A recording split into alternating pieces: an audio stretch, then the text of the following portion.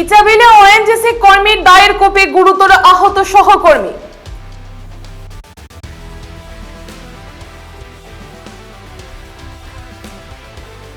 নমস্কার, আপনারা দেখছেন নববার্তা টুডে, সঙ্গে আছে আমি সুস্মিতা।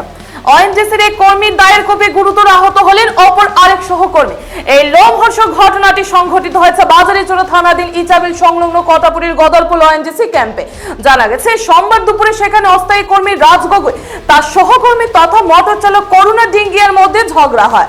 এতে একসময় রাজের আগে অগ্নিশর্মা হয়ে করুণার উপর দা নিয়ে চড়াও হয়ে তার শরীরে বিভিন্ন স্থানে বেশ কটি কোপ বসিয়ে দেয়।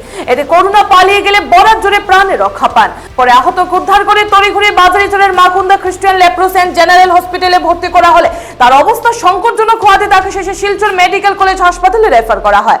ঘটনার পর কটামনি পেট্রোল পোস্টের পুলিশ তদন্তে নেমে বহু প্রচেষ্টা করে রাজু গগৈর হাত থেকে ধারালো দাঁত জব্দ করে তাকে করায়ত্ত করে শেষে ধৃতকে সমঝে দেওয়া হয় বাজারিচোরা থানায়। পাথারকান্দি থেকে মলয় কুমার দাসের রিপোর্ট।